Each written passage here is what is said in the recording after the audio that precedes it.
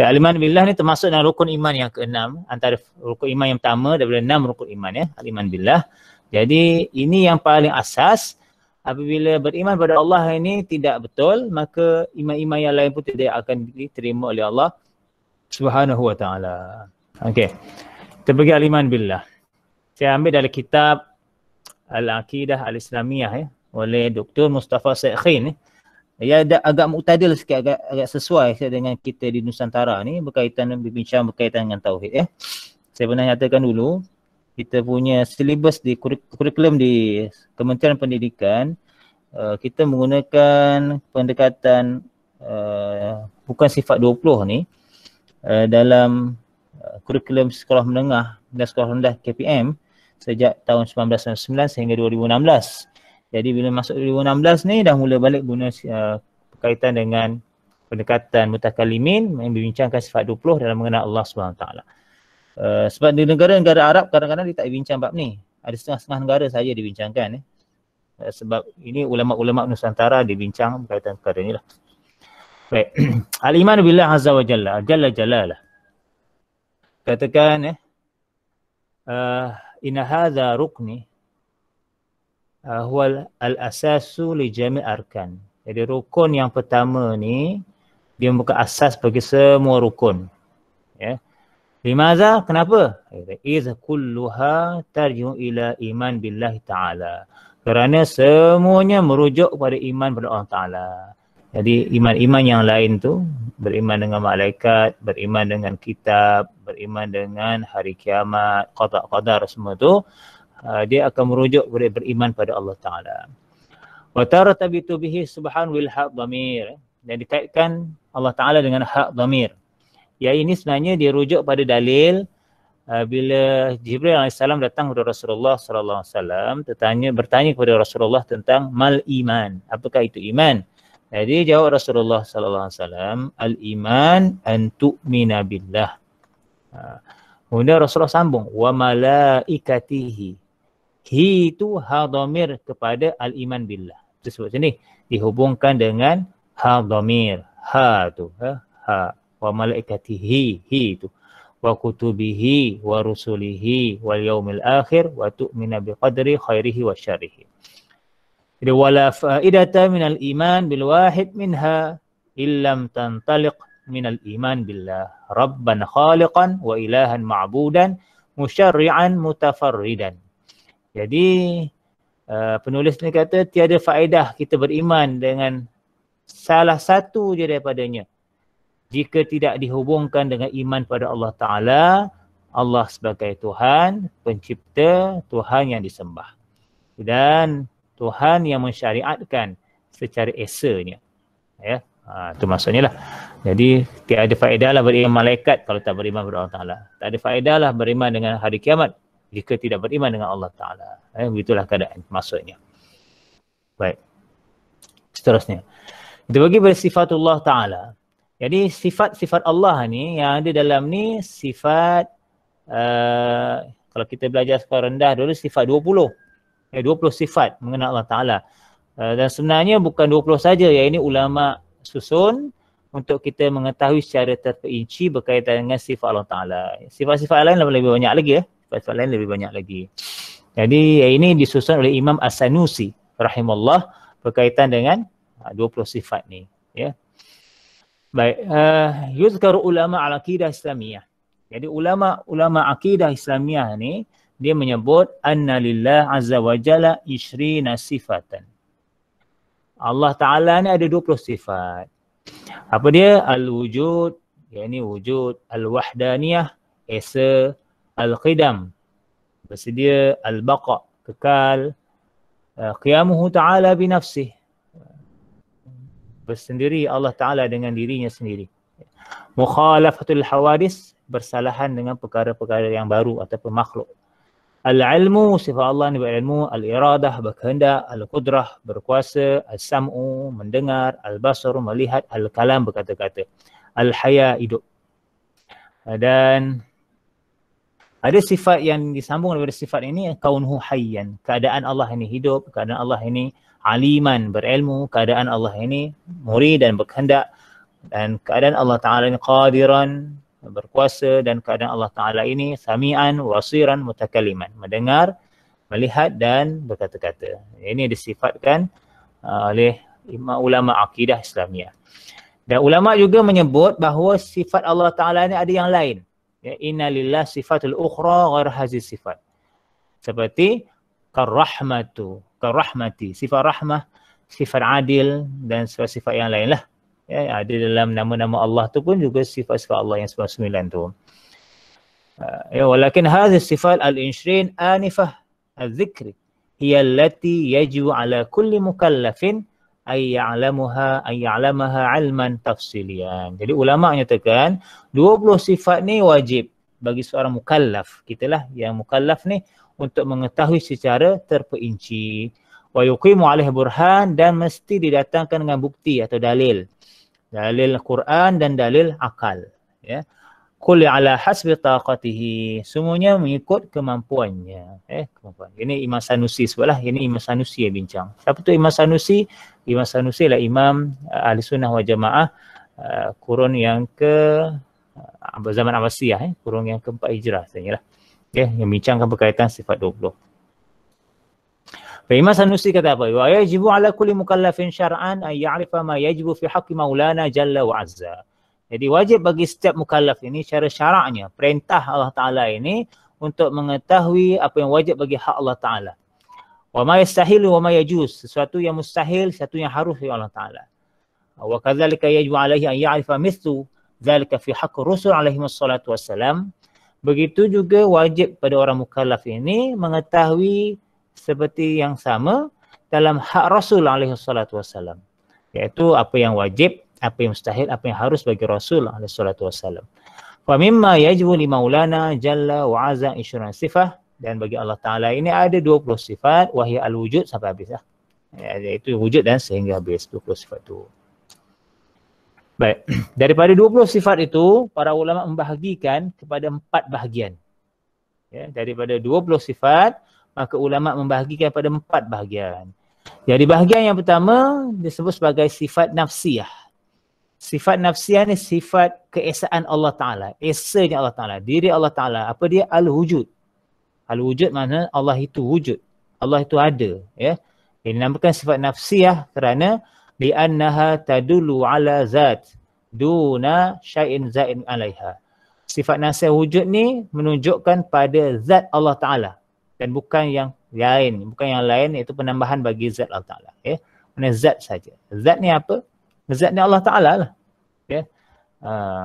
Zat ni diri Allah Ta'ala tu.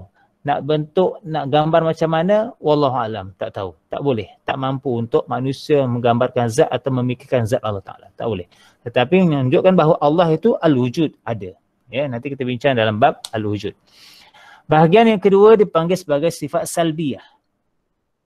Salbiyah ni iaitu wahia ma kana madluluha salbun sifatun la taliqu bihi subhanahu wa ta'ala.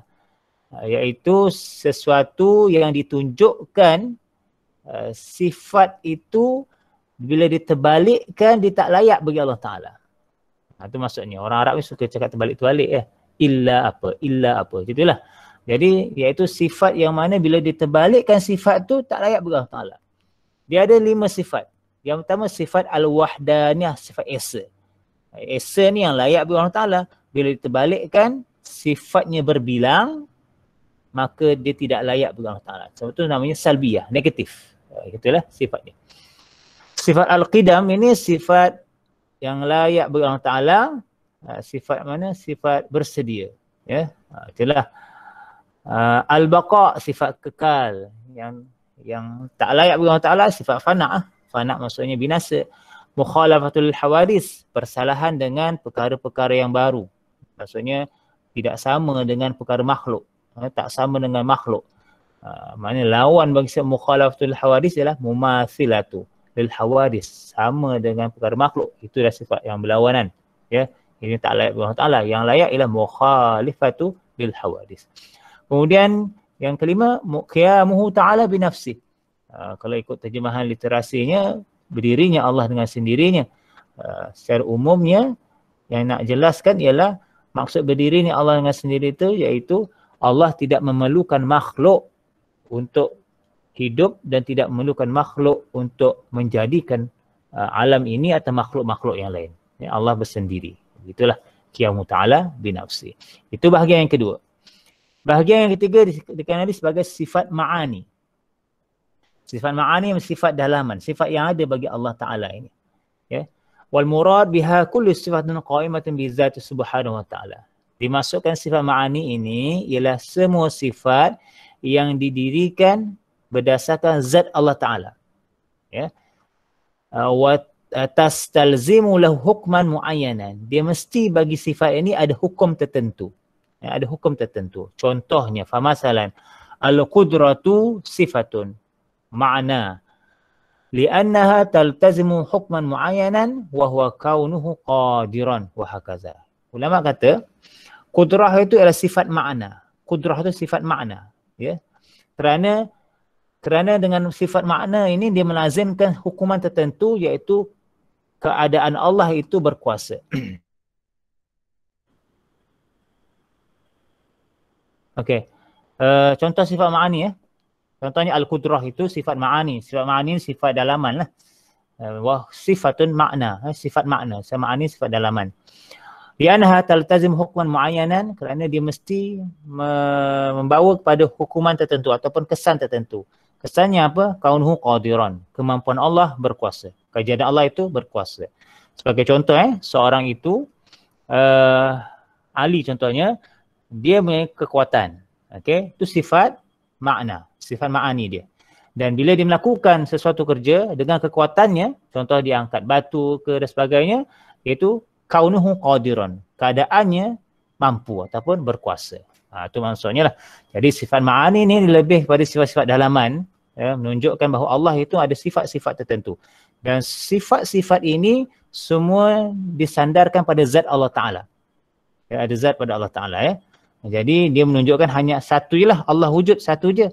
Ya, masuk qudrah ini menunjuk pada sifat Allah Ta'ala yang zat Allah Ta'ala al-qudrah. Iradah menunjukkan sifat dan zat Allah Ta'ala juga berkaitan iradah. Al-ilmu, al-hayat, sama, basar, kalam. Begitulah keadaannya. Ya, ini sifat ma'ani. Bincang sifat ma'ani ya. Kalau ada orang mengatakan bahawa bila nama Allah ada 99, makna Allah ada 99 ke? Bukan begitu. Ya, contoh Ar-Rahman, Ar-Rahim tu semua sifat-sifat Allah Ta'ala. Sebab perbincangan ahli sunnah wal jamaah mengatakan bahawa Allah ini ada zat, ada sifat. Ada zat, ada sifat. Ya, tak boleh dipisahkan. Mana zat Allah itu, Allah al-wujud itu, zat Allah Ta'ala itu. Dan padanya ada banyak sifat-sifat menunjukkan pada Allah Ta'ala. Contohnya lah al-qudrah, iradah, al-ilmu, al-hayat, sama kalam, ar-Rahman, ar-Rahim, al-Quddus, as-Salam. Dan semua-semua tu nama-nama dan sifat Allah Subhanahu Wa Ta'ala. Baik. Seterusnya berkaitan dengan sifat ma'nawiyah. Sifat ma'nawiyah hiya al-ahkamul lati tatartibu ala ittisafi bi sifat ma'ani. Sifat yang menunjukkan hukum ataupun kesan ataupun tindakan yang disusun melalui sifat ma'ani tadi. Contoh sifat ma'ani tadi as-sam'u, mendengar. Sifat Allah tu mendengar, maha mendengar, dan bila Allah mendengar doa-doa makhluknya ataupun percakapan makhluknya, maka kaunuhu sami'an, keadaan Allah itu mendengar. Itu contohnya lah. Ya. Begitu juga sifat Allah al-basaru, melihat. Bila Allah melihat makhluknya, maka kaunuhu basiran, keadaan Allah sedang melihat ataupun melihat. Begitulah. Ini maksud sifat ma'nawiyah, keadaan itu. Kesan daripada ataupun hukuman atau kesan daripada sifat ma'ani tadi. Ya. Kalau tak ada sifat ma'ani, sudah akalnya manakan ada pula sifat ma'nawiyah. Ya. Contoh orang itu lumpuh, tak ada kekuatan. Ya, dia tak ada kudrah. Tiba-tiba boleh angkat batu, mustahil lah. Ya, angkat batu yang besar. Mustahil. Sebab itu tak ada dalam sudut logik akal manusia boleh menerima keadaan begitu. Begitu juga kita boleh hubungkan dengan sifat Allah Ta'ala ini, sifat Allah al-qudrah, kaunuhu qadiran. Jadi sifatnya ada 7 sebagaimana dengan sifat ma'ani, iaitu susunannya aliman, qadiran, muridan, hayyan, sami'an, basiran, mutakalliman. Okey, setakat ni ada soalan? Setakat ni dulu.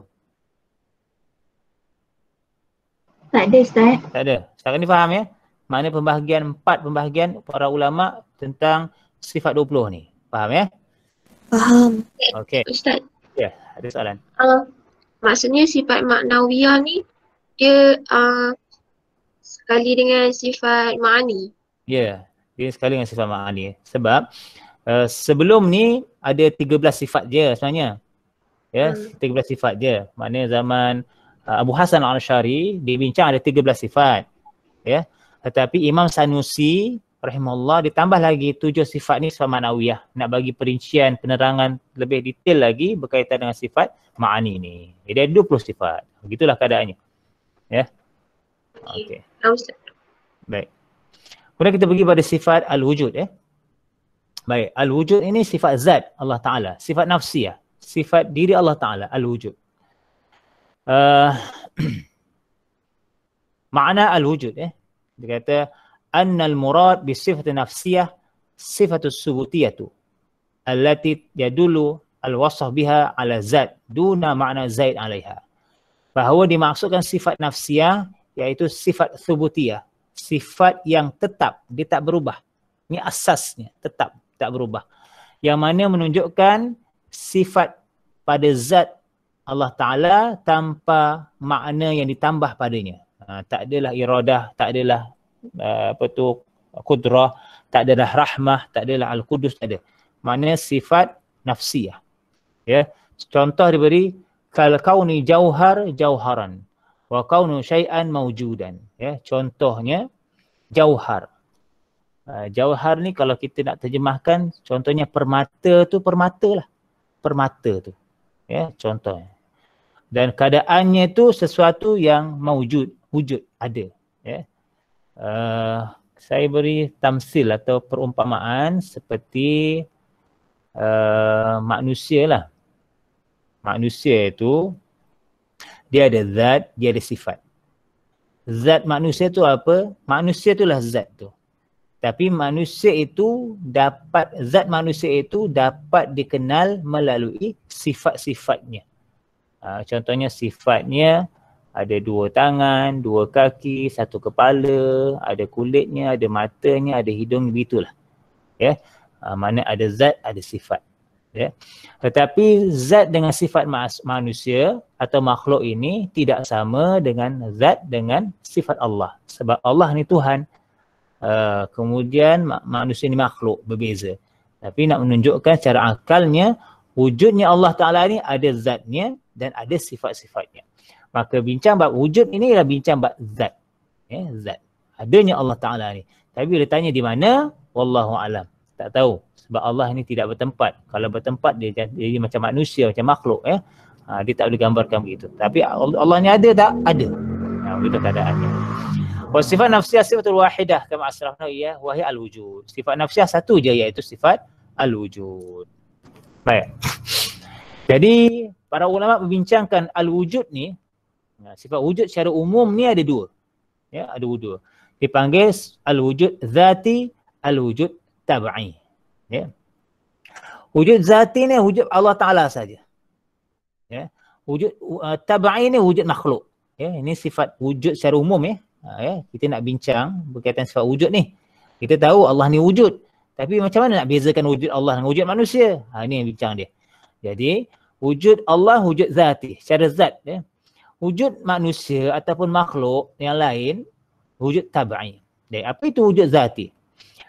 Makana al-muttasifu bihi ghaira muftaqirin fi ittisaf bihi ila alati tu'siru fihi al-wujud.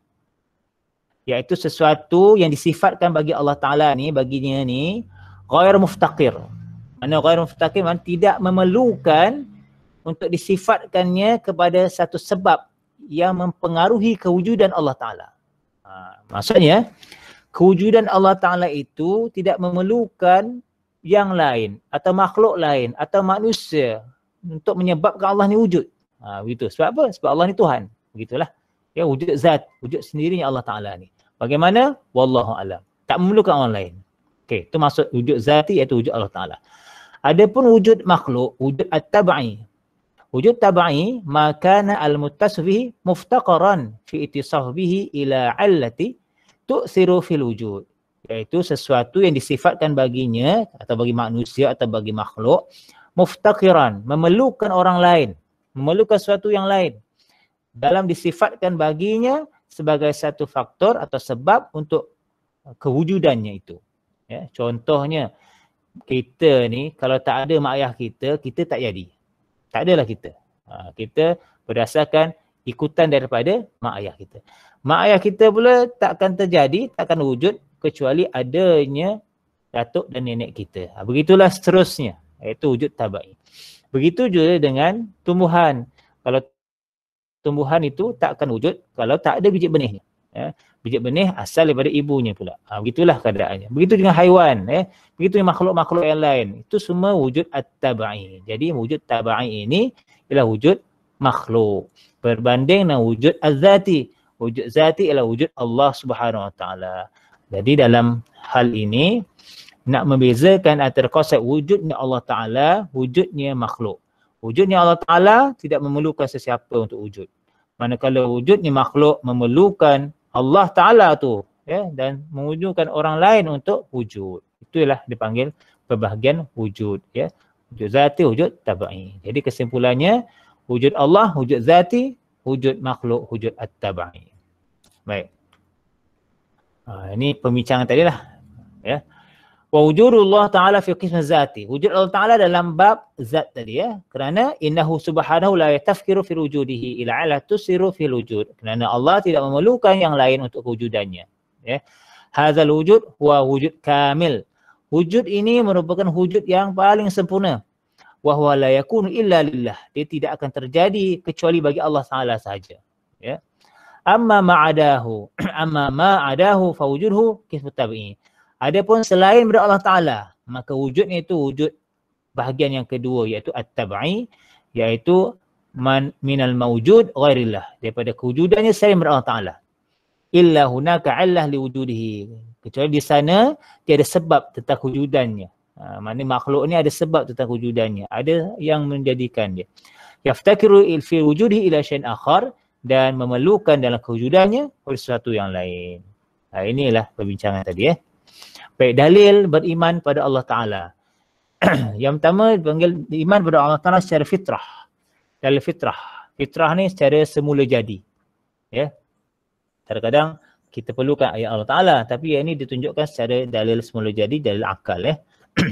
Al-iman wujudillah. Beriman wujudnya Allah Ta'ala. Wal-i'tiqad bihi rabban khaliqan. Dan menjadikan Allah ni sebagai Tuhan.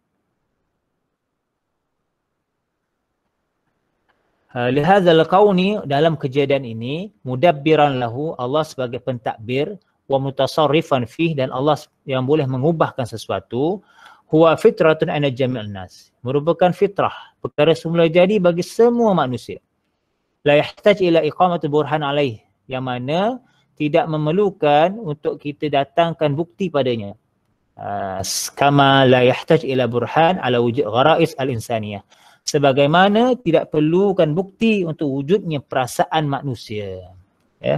Jadi ulama diberi contoh lah. Kewujudan Allah ni sebenarnya asas fitrahnya dah ada dah.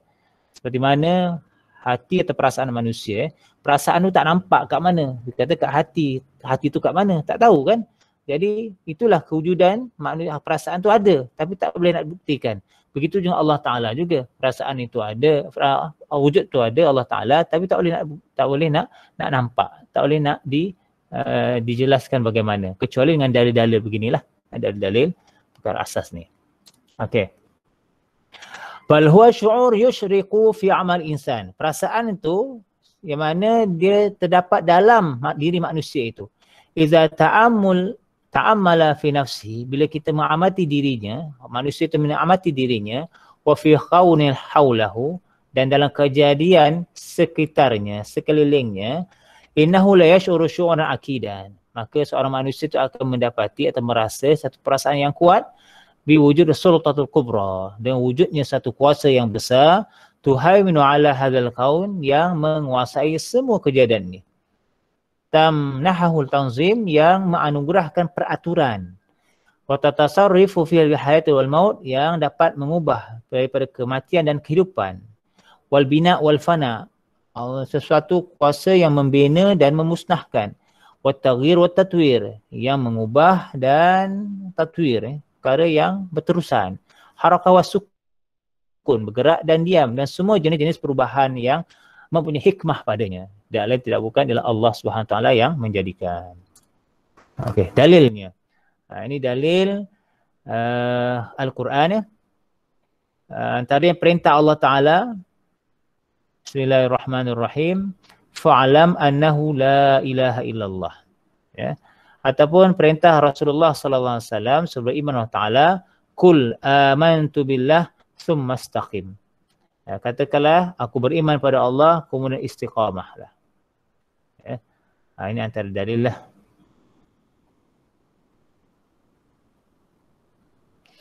Fayashku qalbahu binuri yakin, maka akan diterangi hatinya dengan cahaya keyakinan, allazi bihi yuhaqqul haqq, yang mana akan membenarkan perkara yang benar, yakni Allah Taala al-haq. Yubtalu batil, akan membatalkan perkara yang salah. Bila hati yang datang nurul yakin, maka perkara hak akan dihakkan, perkara yang salah dia akan dinafikan. Fayara 'inda zalikal akhirah masilatan, maka dia akan melihat inda zalik, dalam perkara itu perkara akhirat, perkara-perkara akhirat contohnya, ya, li annaha haq, kerana perkara akhirat itu benar, wa dunya faniyah, dan dunia itu binasa, dia akan hancur, li annaha batilun, kerana dunia itu perkara yang batil, perkara yang tak kekal, ya. Nah, itu contohnya lah. Sebagaimana Ibnu Athaillah, pernah dengar Ibnu Athaillah? Seorang ahli sufi, dia kata apa? Lau asyraka laka nurul yakin la ra'aital akhirah aqraba ilaika min an tarhala ilaiha. Kalaulah diterangi bagi kamu itu cahaya keyakinan, nescaya kamu akan melihat akhirat itu lebih dekat kepada kamu daripada kamu berjalan kepadanya.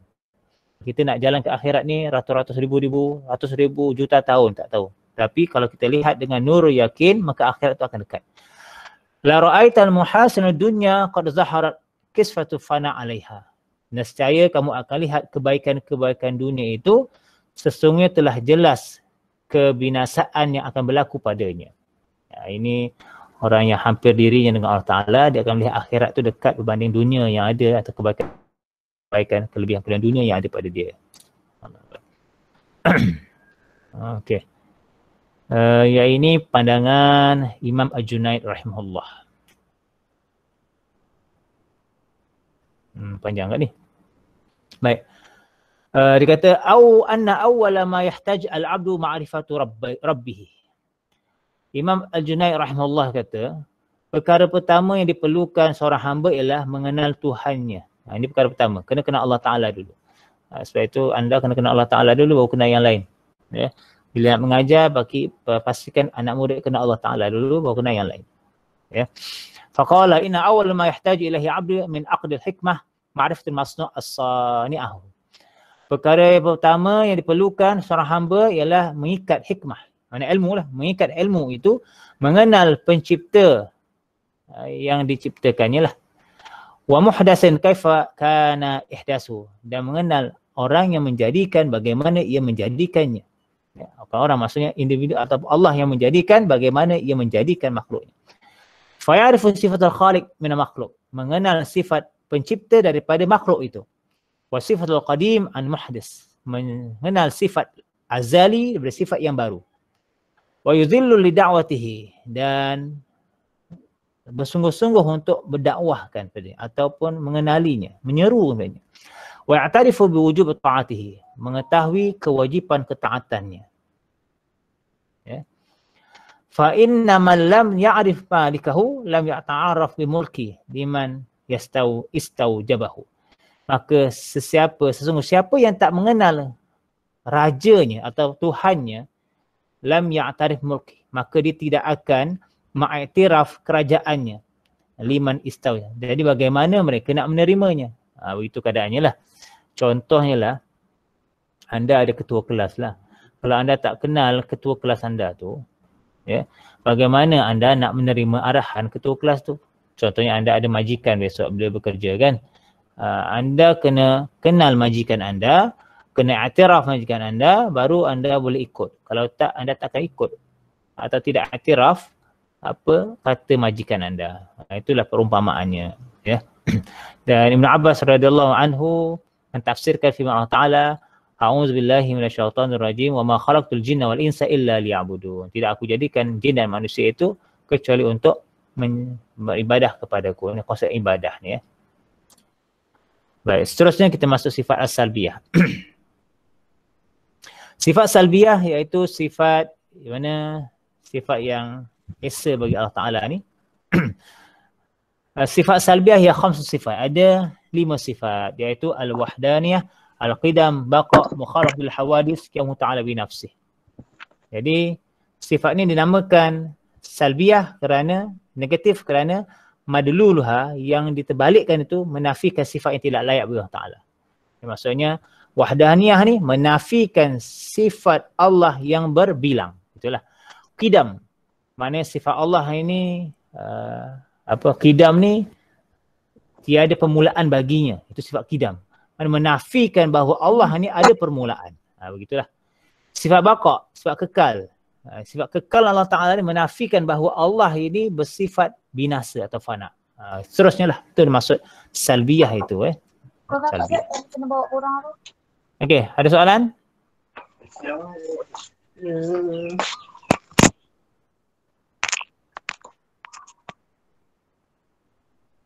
Tak ada Ustaz. Tak ada. Saya buka soalan. Kalau ada soalan, berkaitan sifat wujud dulu. Sifat wujud. Faham tak sifat wujud?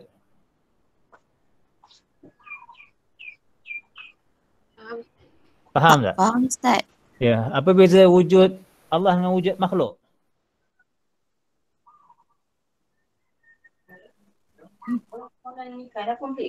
Wujud Allah ni dia tak perlukan perkara lain untuk wujud. Sedangkan kalau makhluk ni dia perlukan perkara lain untuk wujud. Okay. Contohnya ada manusia ni dia ada keturunan dia mak ayah. Contohnya kalau pokok dia ada punya asal benih dia. Okey. Okey lah tu.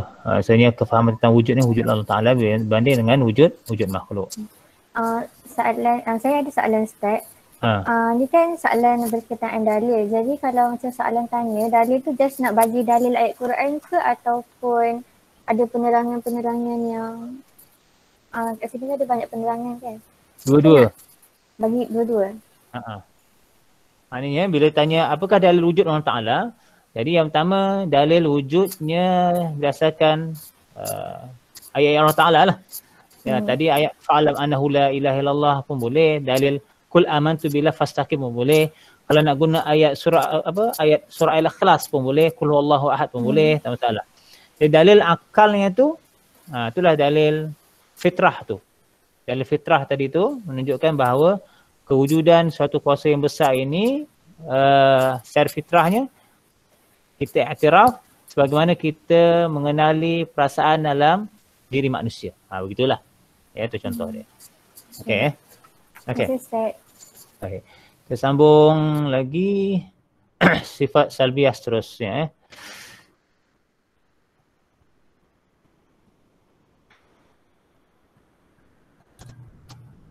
Okey, yang pertama sifat al-wahdaniyah. Wahdaniyah. Apa wahdaniyah ni? Esa. Apa itu esa? Kalau dalam bahasa Melayu ada yang terjemahkan sebagai satu. Jadi saya tak berapa nak setuju bila terjemah satu. Sebab satu ini boleh menyebabkan juga perkara itu berbilang. Bila satu dipecah dua jadi setengah-setengah. Setengah tu pun dah kira berbilang. Begitulah.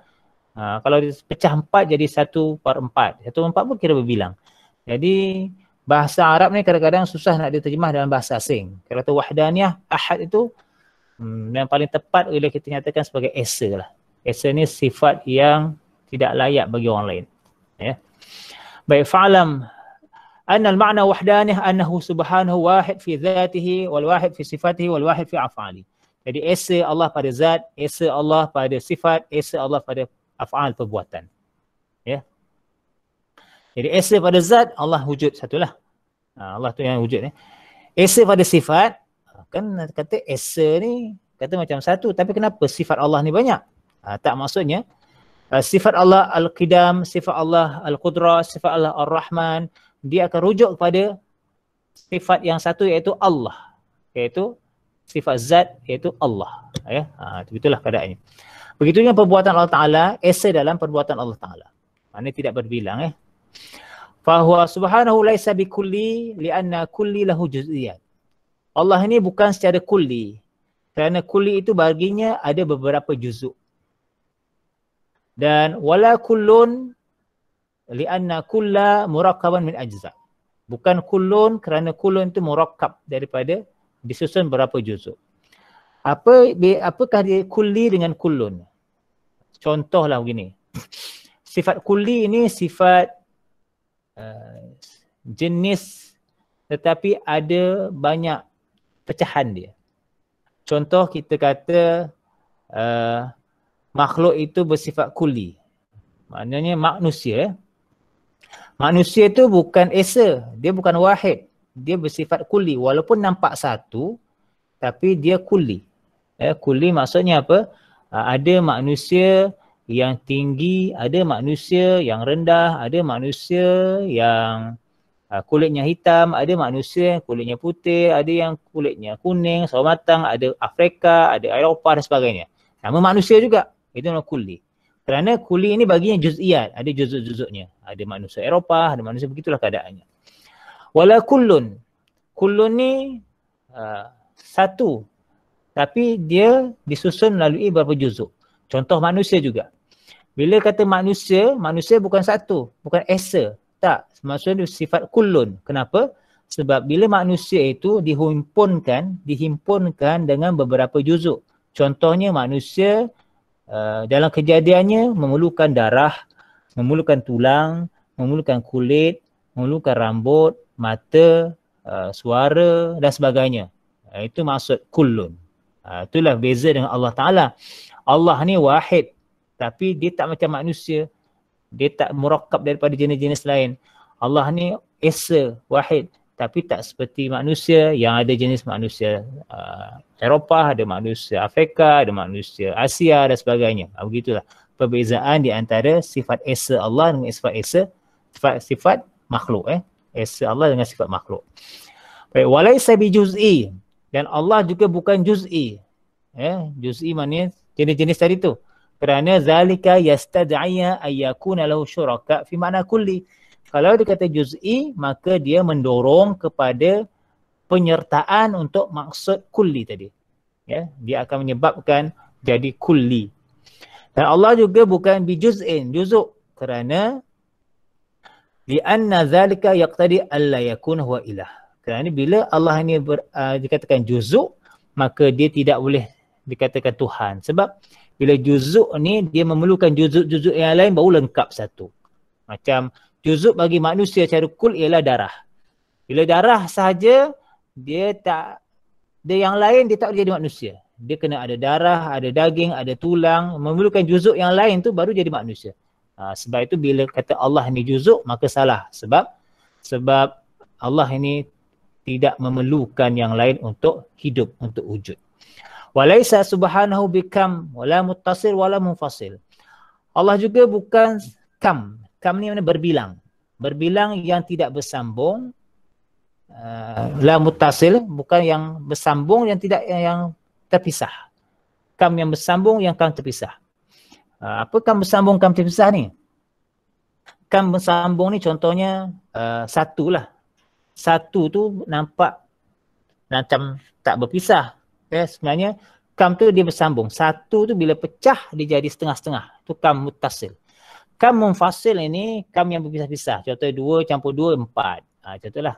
Jadi itu sifat ta'adud, sifat berbilang Allah Ta'ala ni. Jadi mustahil bagi Allah sifat yang berbilang. Allah ni esa, maka esa Allah tu tak sama dengan makhluk. Okey. Ini perbincangan berkaitan dengan maksud kullu, kulli tadilah. Secara umumnya. Dalam ni al-kullu ni ulama ni, penulis ni dia beri contoh seperti al-hasir ni. Hasir ni tikar. Orang dulu kan pakai tikar kan. Sekarang dah pakai kapet lah. Atau tak ada tikar lah. Al-hasir ni tikar. Dia kata taksim al-hasir. Pembahagian tikar ila haid wal qish. Dia ada benang untuk ikatan dan ada qish ni jerami. Dulu orang buat tikar dengan jerami Okey. Jadi bila tikar tu nak jadikan tikar, dia kena ada unsur benang atau tali dan jerami. Bila diikat jerami itu, disusun, maka jadilah dia tikar. Begitulah keadaannya. Itu yang dinamakan sebagai kullun. Tapi Allah tidak secara kullu tadi Allah bukanlah digabungkan dengan beberapa juzuk. Itu maksudnya. Okey. Diberikan perumpamaan juga Alkitab di sini. Kitab, buku Buku iaitu disebahkan pada beberapa kertas. Himpunan kertas jadi buku, kitab. Dan khuyud, ikatan. Maknanya orang dulu buat buku diikat tepi tu. Ikatan Wal jilu, maknanya kulit buku tu. Jadi digabungkan 3 unsur. Kertas, ikatan tali dan kulit. Baru jadi kitab. Itu makhluk dinamakan al-kullu. Sebagaimana contoh yang saya bagikan kepada manusia ialah. Manusia bila sifatnya kullu sebab memerlukan darah, daging, apa lagi, kulit dan sebagainya untuk jadikan dia sebagai manusia. Berbanding dengan Allah Ta'ala yang tidak memerlukan apa-apa juzuk bagaimana makhluk tadi. Allah Alam. Begitu yang kulli Kulli ni sama jugalah. Kulli ni sebagaimana yang saya terangkan tadi, contoh yang diberikan oleh penulis ni seperti jenis haiwan. Haiwan dia kata termasuklah jenis-jenis haiwan tu fars, kuda, insan, kata manusia pun haiwan juga dia kata, ta'ir, burung dan sebagainya lah. Jadi itu jenis secara kulli Jadi Allah bukan kulli. Okey. Kam. Kam ini ialah bilangan berapa. Jadi sesungguhnya disebut dalam keadaan 3 sifat. Bila kam ni berapa ni, bilangan ni disebut dalam 3 sifat. Ada sifatnya. Sifat yang pertama bilangan ialah annahu yaqbulul qismah. Bilangan dia akan menerima pembahagian. Okey, maknanya setengah suku, 3 suku, 4 suku, maknanya setengah. Jadi itu pembahagian, mesti terima bahagian. Itu sifat kam. Jadi Allah bukan kam. Sifat yang kedua, wujud adan fi i'adihi.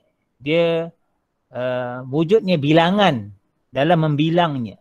Wujudnya bilangan dalam membilang. Makna adil itu anna kalau asqata minhu amsali fana. Contohnya 3. Kalau gugur 1 maka dia bukanlah 3. Begitu maksudnya. Kalau kata 4, kalau gugur 2 maka dia bukan masuk 4, dia jadi 2. Itu maksudnya dia memiliki bilangan. Kemudian yang ketiga, dia ada persamaan dan perbezaan. Ini ada penambahan dan pengurangan. Dalam kam, bilangan ni dia ada tambah, ada kurang. Maksudnya kadang 2 tambah 2 jadi 4. 2 kurang 1 jadi 1. Begitulah. Itu sifat bagi kam. Jadi sesuatu yang melibatkan kam ni, yang berbilang ni, semua tak layak bagi Allah Ta'ala. Sebab Allah ini bukan berbilang. Allah bukan ta'adud, Allah ini esa. Kalau nak katakan bagi contoh, mana makhluk yang tidak berbilang? Tak ada. Semua makhluk ada berbilang. Sama ada 2, 3, manusia. Berjuta, beratus-ratus juta manusia kan. Haiwan, semua bilang. Makhluk berbilang. Begitu juga. Kata matahari 1. Matahari bukan 1. Matahari itu dihimpunkan dengan unsur-unsur yang ada dalam tu. Juzuk-juzuk dalam tu. Masih berbilang lagi. Bukan 1. Begitulah keadaan seterusnya. Dalil Quran Dalil Quran tentang wahdaniyah itu iaitu dalam surah Al-Baqarah ayat 163. A'udzubillahi minasyaitonirrajim. Wa ilahukum ilahu wahid la ilaha illa huwar rahmanur rahim. Barakallahu azim. Kalimah wahid ini esa ni dan Tuhan kamu Tuhan yang esa, yang tiada Tuhan melainkan Dia, yang bersifat Rahmanur Rahim.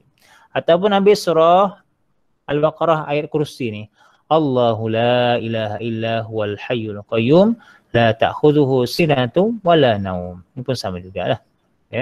Ataupun surah Ikhlas ayat 1 hingga akhir, qul huwallahu ahad sampai habis. Ini dalam Quran. Baik, dalil akal. Untuk dalil akal sifat wahdaniyah ni, perbincangan berkaitan dalil sifat kul tadi ya. Baik. Jadi ulama menyatakan dalil ala annahu subhanahu sabiqulli. Allah tu bukan kulli. Ya, bukan yang nampak satu dihimpunkan dengan beberapa juzuk ya. Laisa muallafan min ajza, yang tidak dihubungkan dengan beberapa juzuk ya.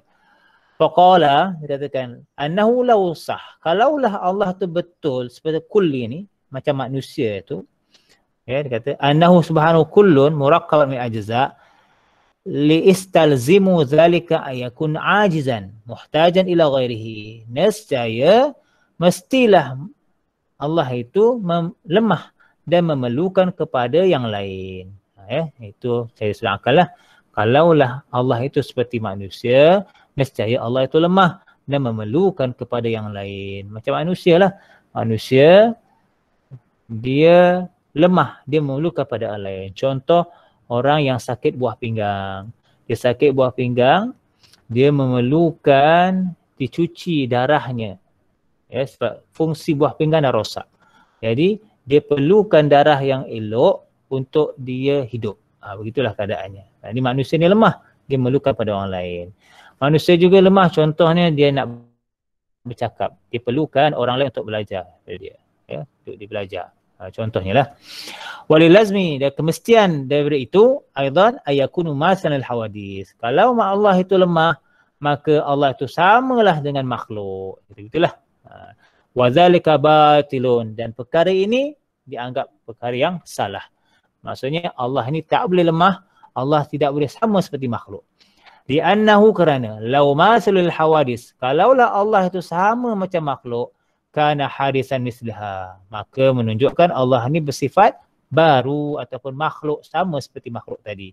Jadi datang yang hadis seperti itu, Allah isyaratkan dalam Al-Quranul Karim, a'udzubillahi minasyaitonirrajim, laisa kamitslihi syai'un wa huwas samiul basir. Allah ni tidak sama seperti sesuatu, Allah Maha mendengar lagi Maha melihat. Wallahu alam. Ada soalan?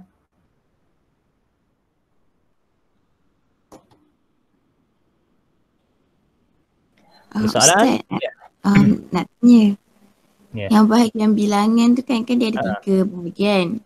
Apa beza yang bahagian kedua dengan yang ketiga?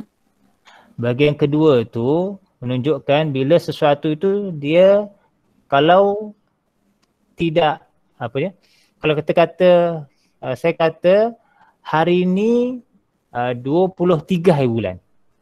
Contohnya kan nilai 23 ya, 23. Dia tak akan jadi 22 atau 21. Sebab dia 23. Tetapi bila dia gugur je 1 dia jadi 22.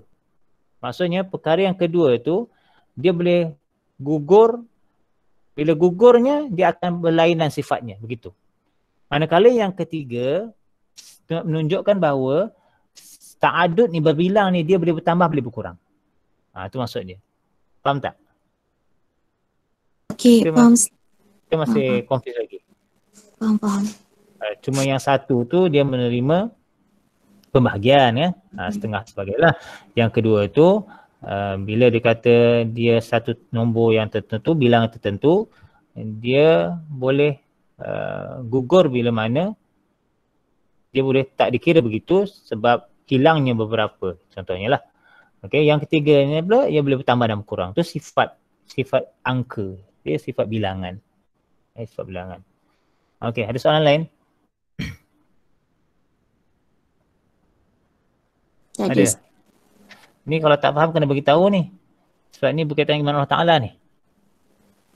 Ya, cuma dalam Quran banyak ayat Allah Ta'ala lah. Ya, ayat Allah Ta'ala berkaitan dengan dalil. Cuma hari ni kita nak bincang lebih kepada dalil akal dan dalil akal dan nakal lah. Ya. Bila anda nanti di sekolah, pelajar akan tanya macam-macam. Dia akan tanya, betul ke Allah ni wujud? Wujud ni macam mana? Nampak ke tak nampak? Macam mana boleh tak nampak kita boleh kata Allah ni wujud? Jadi soalan-soalan itu dijawab melalui perbincangan para ulama berkaitan dengan perkara ini. Okey. Okey. Setengah jam lagi, saya sambung sikit lagi. sifat yang seterusnya. Dalam slide seterusnya. Boleh berhenti pukul 12 tak apa ya. Ini panjang sikit lah ni. Boleh Ustaz, boleh. Okey.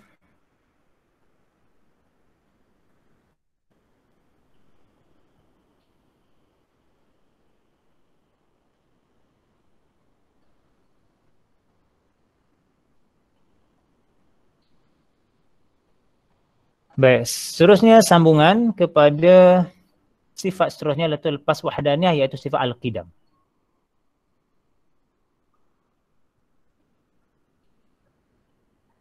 Baik. Sifat al-qidam. Qidam ni kalau ikut dalam terjemahan ni ialah bersedia. Ya, sebenarnya maksud qidam iaitu yutlaq al-qidam yurad bihi taul muddah. Panjang tempoh. Itu dia bahasa lah, panjang tempoh. Ataupun dikatakan haza bina qadim. Binaan ini qadim. Qadim ni lama. Lama lah. Madha alaihi zaman tawil. Berlalu pada zaman yang panjang. Qadim ni lama. Tapi dari sudut ini pula, berkaitan dengan hukum akidah ini, al-qidam yuradu bihi qidam az-zati. Qidam yang dimaksudkan qidam zat, bukan qidam tabi'i tadi. Bukan qidam makhluk. Ini qidam Allah Ta'ala. Iaitu apa? La awwala liwujudihi. Tiada permulaan bagi kewujudan Allah Ta'ala. Allah ni wujud. Ya wujud. Tapi ada permulaan ke? Tak ada. Sebab bila ada permulaan, dia sama macam makhluk. Makhluk ni ada permulaan. Dia lahir, kemudian dia mati. Dia tumbuh, kemudian dia mati. Itulah ada permulaan. Tapi Allah tak ada permulaan. La awwala liwujud. Ya. Hadza huwal murad bil haqqi ta'ala. Yang mana maksud bagi yang hak bagi Allah Ta'ala ini makna al-awwal mustahil fi haqqihi. Maksudnya bila ada permulaan mustahil bagi Allah Ta'ala. Ya. Fa ma'na qidam fi haqqi Ta'ala adama awlawiyah lil wujud atau adama iftitah al-wujud. Maksud qidam iaitu tiada permulaan bagi kewujudan Allah Ta'ala ataupun tiada pembukaan bagi kewujudan Allah Ta'ala. Itu masuk qidam. Ya, sejadilah itu masuk qidam ya.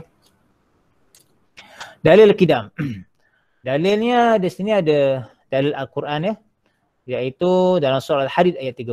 A'udzubillahi minasyaitonirrajim. Ayat 30 ayat 3 ni. Ayat 3. Ayat 30. Cuba tengok balik ya. Bismillahirrahmanirrahim. Huwal awwal wal akhir wal zahir wal batin wa huwa bikulli syai'in alim. Kalimah al-awwal ini menunjukkan Allah itu sifatnya al-qidam. Ya, al-awwal. Maknanya Allah ni mendahului makhluk. Ya, Allah ada dulu. Mendahului makhluk. Dan tiada permulaan bagi kewujudan Allah Ta'ala. Ya, tak ada permulaan. Bila ada permulaan macam makhluk. Baik. Dalil akal. Anahu law lam yakun qadiman lakana hadisan. Dia terbalikkan je. Kalau Allah ni bukan qadim maka dia hadis.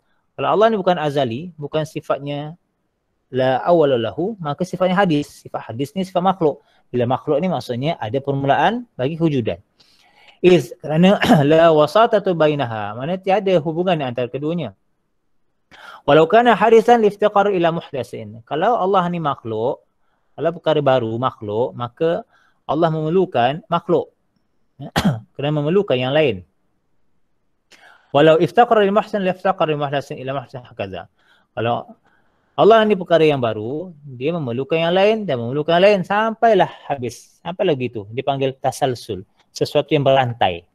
Ya, macam manusia. Manusia memerlukan ayah. Ayah perlukan atuk nenek. Atuk nenek perlukan moyang dan sebagainya. Sampailah atas. Dia tasasul. Benda tu dalam bahasa tasasul dipanggil benda yang berantai. Ya, kewujudannya tu ada permulaan ya. Jadi li'inqad mumassal bainahuma. Jadi dia terikat dengan perkara-perkara yang sama seperti makhluk tu. Ya. Fa yalzimu daur atau tasalsul, maka bila keadaannya begitu seperti makhluk, maka dia mesti bersifat daur. Daur ni berlingkungan ya, ataupun tasalsul, berantai. Wa kilahuma muhal, dan kedua-dua perkara ini merupakan perkara mustahil bagi Allah Ta'ala. Perkara daur, perkara tasalsul, perkara yang sama macam makhluk mustahil bagi Allah Ta'ala. Fama adda ilaih, dan sesuatu yang berlaku padanya. Wa huwa iftiqarul muhal, dan memerlukan kepada perkara yang lain atau perkara makhluk, perkara yang mustahil bagi Allah Subhanahu wa Ta'ala. Fama ada ilahi wa huwa kaunuhu hadisan muhal. Dan keadaan bagi Allah ni makhluk juga perkara mustahil bagi Allah Ta'ala.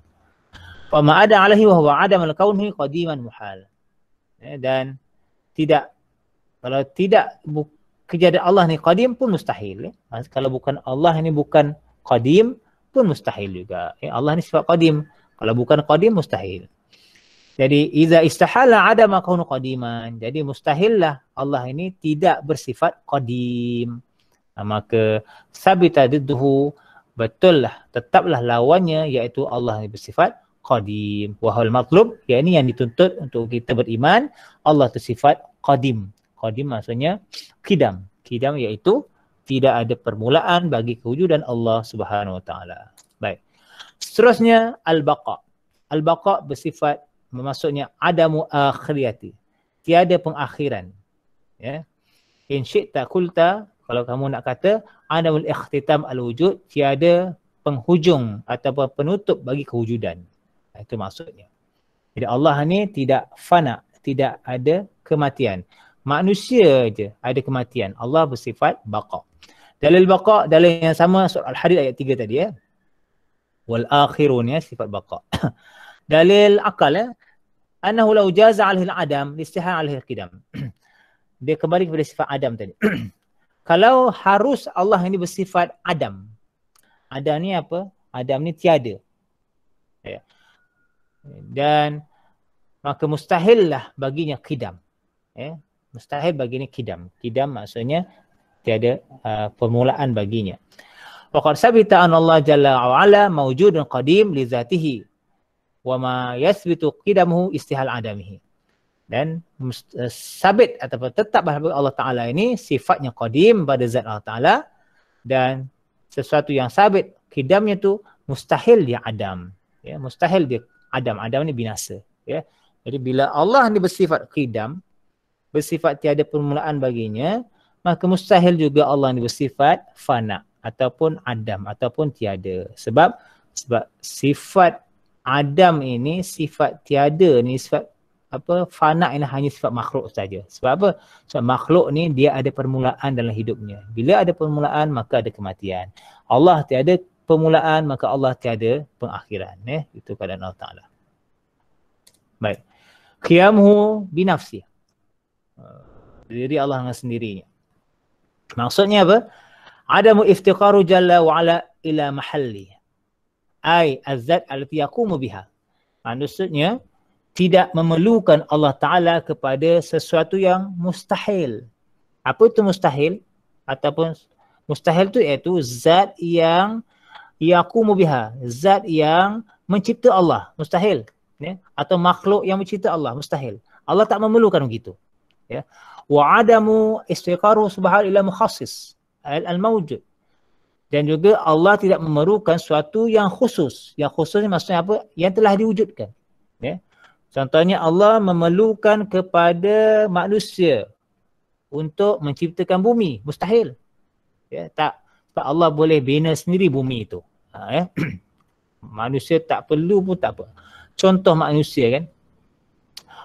Allah jadikan manusia itu untuk manusia sembah pada Allah Ta'ala. Ya. Tapi kalau manusia tak sembah Allah, apakah yang terjadi pada Allah? Tak ada apa-apa pun. Ya, sebab Allah menjadikan manusia. Tak ada kesan pada Allah Ta'ala jika manusia tak sembah Allah Ta'ala. Ya, tetapi dia ada kesan pada manusia itu sendiri. Bila manusia itu menyembah Allah Ta'ala, maka dia dapat rahmat dan pertolongan Allah Ta'ala. Tapi bila manusia itu dia tidak beriman pada Allah Ta'ala, maka dia akan dapat azab. Kesan pada siapa? Kesan pada manusia, tak ada kesan pada Allah Ta'ala. Itu maksudnya Allah berdiri dengan sendirinya, Allah tidak memerlukan makhluk, Allah tidak memerlukan yang lain untuk melakukan sesuatu. Wa dalil ala adam al-iftiqar ila mahal. Annahu law iftaqara ila mahal kana sifatan. Kalau Allah memerlukan pada sesuatu yang mustahil, maka dia ada sifatlah. Ya. Walau kana sifatun lahu yatasfi sifat ma'ani wal ma'ani allati sa'ati ma'ana. Kalau sifat itu sifat yang tidak disifatkan dengan sifat ma'ani dan ma'nawiyah yang kita akan bincangkan nanti. Ya. Maknanya mustahil lah. Sifat mustahil ni apa? Sifat memerlukan. Itu sifat dia. Ya, memerlukan orang lain. Itu sifat mustahil. Ya, jadi Allah tak perlukan sifat mustahil. Wahia sifat qiyamu ta'ala adil dan al-dalatu ala zalik. Dan wajib qiyamu bi ta'ala. Allah berdiri dengan sendirinya. Allah melakukan dengan sendirinya dengan dalil menunjukkan pada itu. Wa tsani batil. Yang kedua itu, yang kedua maksudnya sifat memerlukan orang lain tu batal. Ya. Fa batal awal, maka membatalkan yang pertama, iaitu sifat Allah itu sifat mustahil Allah iaitu memerlukan pada orang lain. Ya, maksudnya membatalkan sifat Allah mengharapkan pada yang lain. Fasabita adam iftiqar ila muhal, maka sabitlah Allah tidak memerlukan kepada perkara yang mustahil. Wa huwa matlub, yang ini yang dituntut oleh Allah SWT kepada kita meyakini bahawa Allah menciptakan sesuatu dengan dirinya sendiri. Allah tidak memerlukan yang lain, ya. Wa dalil ala adam iftiqar ila mukhassas, ya. Ini dalil pula Allah tak perlukan pada ciri-ciri khusus, ya. Annahu law iftaqara ila mukhassas lakana hadisan. Kalau Allah memerlukan pada ciri khusus, maka Allah ni sifat baru. Ciri khusus contohnya, ya. Contoh manusia, dia perlukan ciri-ciri khusus untuk membina satu binaan. Contohnya, dia memerlukan kepakaran, dia memerlukan tool ataupun barang, bahan, ya, untuk membina. Kalau tak, dia tak boleh. Allah tak begitu. Allah tak memerlukan batu-bata ke pasir ke sebagainya untuk bina rumah. Tak perlu gitu. Ya Allah kata kun fayakun, maka jadilah. Contoh Allah bina Adam AS kan. Kun, jadilah. Qad sabaqa burhan ala wujuduhu wa Adam wa qadamu subhanahu wa ta'ala. Maka telah nyatakan bukti kewajipan wujud Allah Ta'ala dan qidam Allah Ta'ala itu cukup untuk kita katakan dalil sebagai qiyamu ta'ala binafsih. Ya, rasanya bila kita yakin Allah itu wujud dengan dalilnya dan qidam itu dengan dalilnya, maka kita juga akan beriman dengan Allah Ta'ala qiyamuhu ta'ala binafsih. Baik, mukhalafatul hawadis. Persalahan dengan perkara-perkara baru. Mana Allah tak sama dengan makhluk. Maksudnya, adamu mumathalatuhu ilaha fi ayatu sifat laha. Allah ni tidak sama seperti apa jua sifat-sifat makhluk. Tak sama. Walaupun ada dalam ayat Allah Ta'ala itu, yadullah fawqa aydihim, tangan Allah di atas tangan-tangan mereka. Tapi tangan yang dimaksudkan di sana tidaklah sama dengan tangan manusia. Berbeza, ya. Sebab tangan manusia tak layak bagi Allah Ta'ala. Fallah subhanahu wa ta'ala isabi jirim. Allah ni bukan jirim. Jirim ni apa?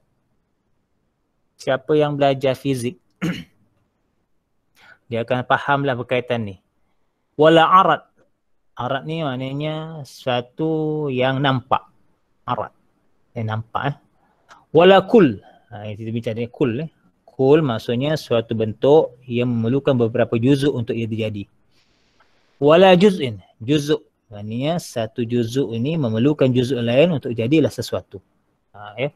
Wala tahayyazu bimakan. Maknanya Allah ini tidak bertempat. Tidak memerlukan tempat. Wala yakum bi ghairihi, tidak melakukan sesuatu dengan bantuan orang lain. Wala yusifu bi sifat kabri, tidak disifatkan dengan sifat kabri, ini maksudnya besar, macam besar manusia, macam besar bukit, gunung gitu ya. Wala sigar, kecil, Allah juga tidak sifat dengan sifat kecil, seperti kecilnya semut dan sebagainya. Jadi fa huwa mukhalafus subhanahu wa ta'ala al-hawadis, maka Allah ni berlainan dengan perkara-perkara yang baru ataupun makhluk. Jadi, kalau makhluk ni, kalau ikut dalam hukum fizik, makhluk ni terikat dengan masa, tempat dan ruang. Itu tiga. Siapa belajar fizik dia tahu. Manusia ni makhluk memerlukan ruang, tempat dan masa. Contoh, anda sekarang berada di tempat, masa dan ruang masing-masing. Kita tak sama. Saya di rumah saya, anda semua di rumah anda sendiri. Ada soalan ke? Ada soalan?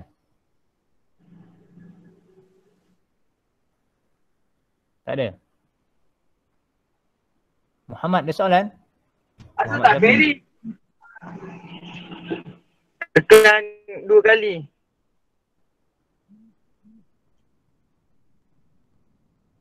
Muhammad Helmi, ada soalan ke? Muhammad Helmi, ada soalan ke? Ya, tak ada Ustaz. Tak ada. Kecoh tu nampaknya. Sorry Ustaz. Oh, dalam kereta ya? Saya ada hal. Saya tadi dah fokus lah, lepas tu saya ada hal sikit. Tak faham Ustaz. Oh, kamu tak minta izin? Kamu tak minta izin dengan saya? Ustaz, sebenarnya saya ada soalan satu. Tak, tadi. Kenapa awak tak minta izin dengan saya? Awak suruh keluar. Awak tak fokus ni. Sebab tadi baru je saya masuk. Helmi, macam ni Helmi? Kita ni belajar akidah ni. Perkara yang paling penting ni. Ini berkaitan dengan bukan ilmu dunia ni. Ilmu anda nak kekal dalam syurga ni. Orang tak faham, tak kenal Allah Ta'ala ni, susah nanti. Ni, Okay, betul, saya sayangkan murid saya, kalau tak faham, tanya. Kalau dengan saya ni, kalau belajar bab ni, saya straight. Tak maaf ya. Kalau siapa-siapa yang nak keluar, minta izin. Kata Ustaz, saya nak minta keluar. Itu adab dalam belajar. Ya. Saya ada urusan, saya kena kerja hari ni. Saya kena hantar makanan ke sebagainya. Ada 2-3 kawan-kawan kita ni yang terpaksa kerja kan. Minta izin dengan saya. Ya. Saya minta itu. Ya. Saya minta izin begitu. Saya minta begitu. Jangan anda, sebab dia belajar, kalau belajar skip-skip ni jadi masalah. Saya tak mau begitulah ya. Ya, kalau nak keluar minta izin. Saya keluarkan, nanti anda tengok balik video anda. Saya akan upload video ni, tengok balik. Begitu. Boleh? Okey. Yang lain pun sama ya. Kalau ada hal yang penting, nak minta izin keluar, minta izin WhatsApp saya, minta keluar. Kemudian saya akan proceedkan yang lain-lain lah. Okey, minta izin begitu. Okey Ustaz, sebenarnya saya ada satu soalan. Okey, sila. Kita sebagai manusia biasa ni, boleh ke sampai tahap warak yang seperti ulama yang apabila malam malam Lailatul Qadar, dia boleh nampak macam tanda-tanda malam Lailatul Qadar tu, seperti pokok, ada kisah ulama tu nampak pokok sujud dan sebagainya lah, tanda-tanda Qiyamul Lail tu. Oh gitu. Okey. Perkara ni anugerah Allah Ta'ala. Anugerah yang dia akan dibincangkan dalam bab Al-Karamah, para wali. Karamah para wali. Nak capai tahap karamah para wali, ulama bincangkan perkara ni tak mustahil bagi orang awam. Tak mustahil bagi orang awam tetapi dengan beberapa kaedah-kaedah tertentulah. Kaedah tertentu. Antara amalan tertentu, antara perkara asas yang pertama ialah ni, ma'rifatullah ni, kenal Allah Ta'ala dulu. Dia faham ilmu hakikat Allah Ta'ala ni. Dia kenal ilmu hakikat, dia tahu ma'rifat Allah Ta'ala, kenal. Lepas tu dia susuli dengan ibadah, ilmu-ilmu syariat. Kemudian barulah ilmu-ilmu yang lain dia amalkan, dilazimi dengan beberapa amalan zikrullah, maka Allah akan bukalah hijabnya begitu. Ada beberapa amalan para wali amalan para wali. Saya tak boleh bagi sekarang. Ada yang saya dapat, tapi saya tak boleh bagi dululah sebab anda tak selesai rukun iman dulu. Lepas selesai rukun iman ni, barulah saya boleh bagi amalan-amalan tertentu. Cuma dalam pembelajaran ni, saya juga berikan beberapa zikir dan doa untuk anda amal supaya anda istiqamah dalam iman anda lah. Itu je dulu. Yang penting satu hari anda jangan tinggal istighfar 100 kali. Satu hari jangan tinggal istighfar 100 kali. Ini penting ni. Dan yang kedua, jangan lupa selawat pada Nabi paling kurang 100 kali. Wallahualam. Itu amalan yang saya boleh bagilah. Yang lain nanti saya akan bagi lain. Okey. Boleh sambung Boleh Ustaz. Boleh Ustaz. Okey. Berapa ni? Lagi 8 minit.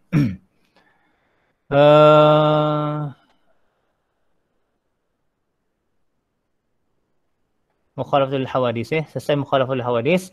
Jadi tadi saya tinggalkan anda dengan manusia ni, makhluk ni dia terikat dengan ruang, masa dan tempat.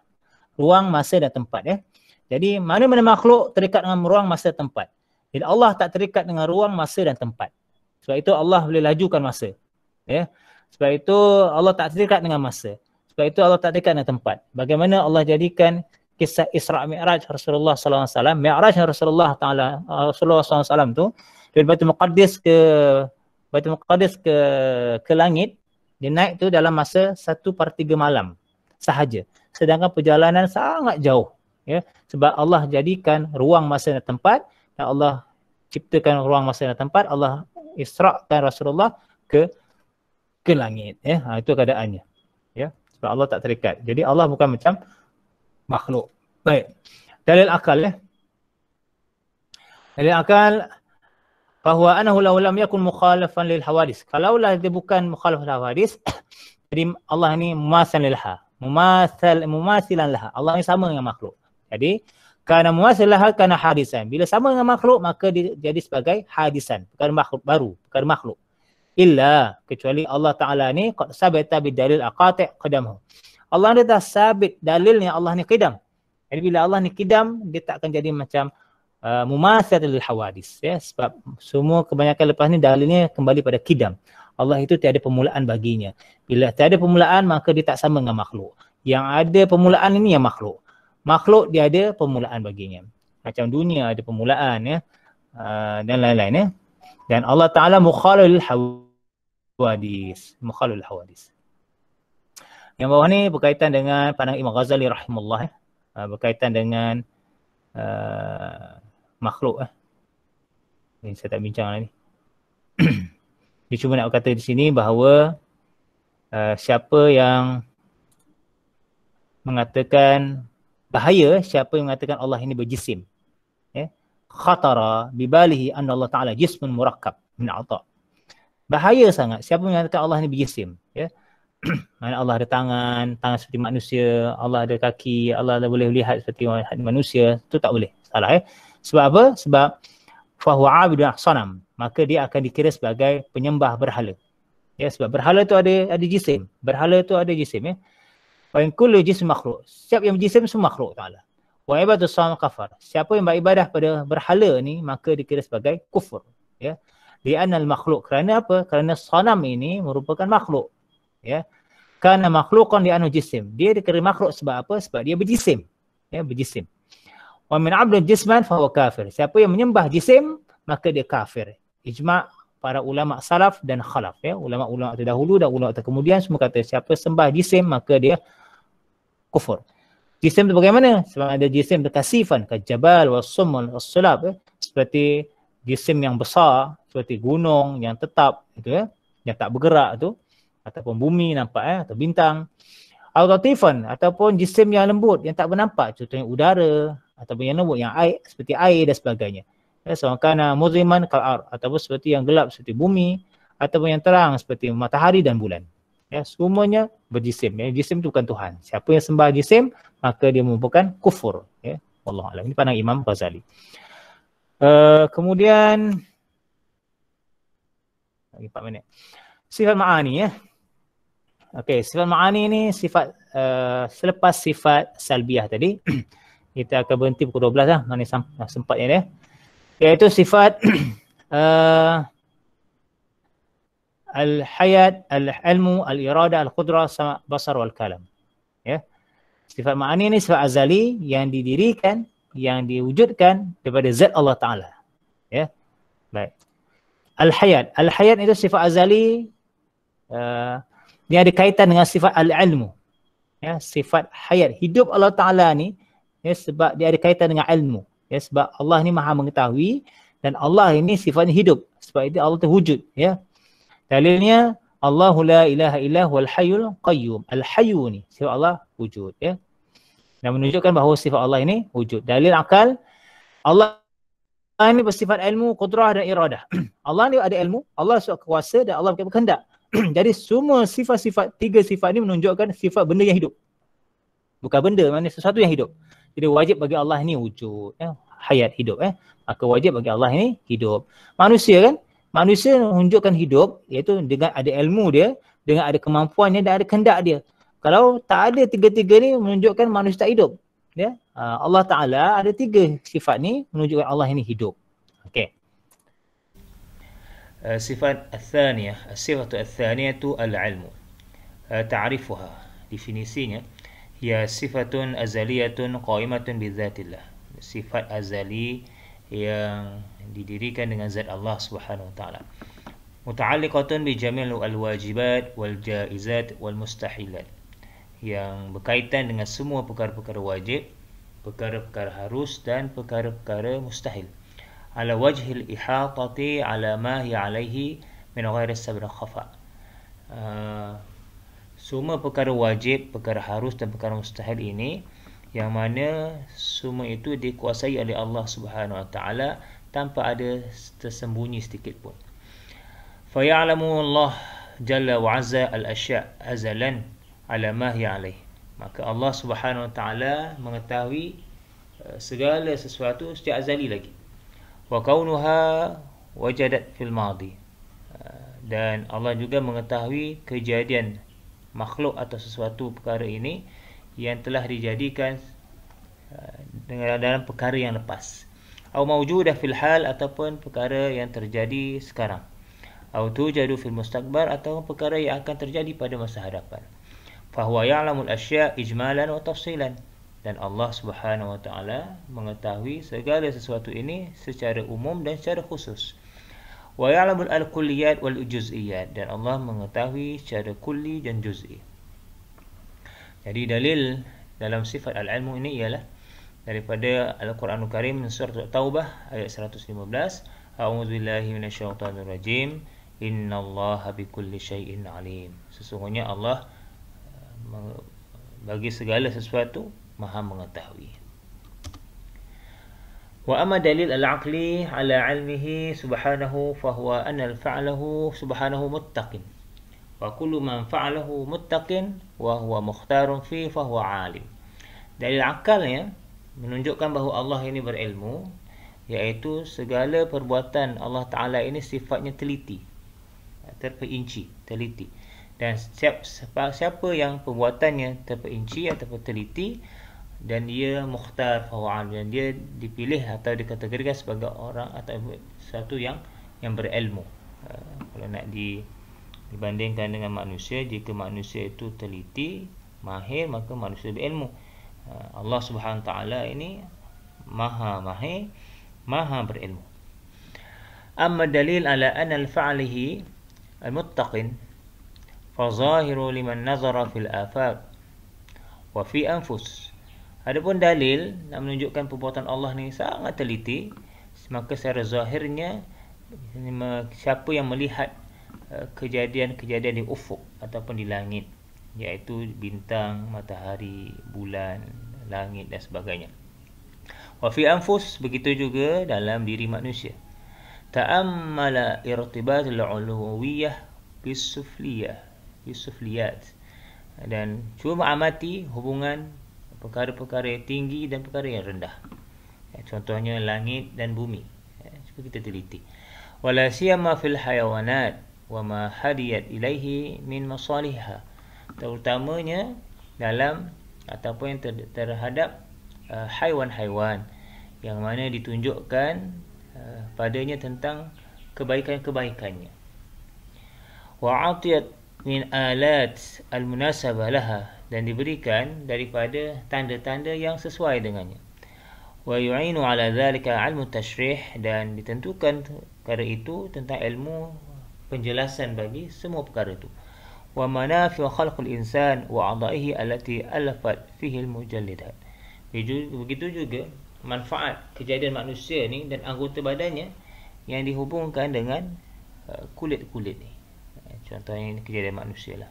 Manusia Allah jadikan kulit, Allah jadikan daging, Allah jadikan dan sebagainya. Itu menunjukkan sifat Allah Ta'ala yang sangat teliti dan Allah Maha mengetahui atas segala-galanya. Baik. Seterusnya ialah sifat al-iradah. Sifat yang ketiga al-iradah. Ta'arifnya atau definisinya ialah sifatun qadimatun za'itun ala zat. Sifat qadim, azali, yang didirikan atas zat, tambah atas zat. Qa'imatu bih, yang didirikan dengan zat. Takhassusu al-mumkin bi ba'di ma yajuz alaihi, yang mengkhususkan perkara-perkara yang kemungkinan dengan sebahagian perkara yang harus baginya. Wa ma yajuz alaihi huwa al-mumkinat bi sittah mutaqabilat. Dan sesuatu yang harus padanya itu perkara-perkara mungkin terjadi ini ada 6 yang bertentangan. Maksudnya kehendak Allah Ta'ala ni perkara-perkara yang mana dikhususkan. Allah berkehendak untuk menjadikan perkara ini, Allah juga berkehendak untuk menjadikan perkara yang lain. Itulah. Yang pertama ialah al-wujud. Al-wujud yuqabilahu al-adam bil-aksi. Dan lawannya adam. Wujud lawannya adam. Dan bil-aksi maksudnya sedemikian juga kalau diterbalikkan. Jadi Allah berkehendak untuk wujud, Allah juga berkehendak untuk mentiadakan. Allah berkehendak untuk menghidupkan, Allah juga berkehendak untuk mematikan. Itu maksud dia. Yang kedua as-sifat. Ini sifat ni. Fa ba'daha yuqabil ba'd al-akhar. Sebahagiannya bertentangan dengan sebahagian lain. Fa kaunhu abyad yuqabil kaunhu aswad. Kejadiannya putih dan berbanding dengan kejadian hitam. Jadi Allah berkehendak untuk menjadikan putih warnanya, Allah juga berkehendak untuk menjadikan hitam warnanya. Yang ketiga al-azminah. Azminah maknanya zaman, masa. Fa ba'daha yuqabil ba'd al-akhar. Fa kaunuhu fi zaman at-tufan yuqabil kaunuhu fi zaman Muhammad sallallahu alaihi wasallam.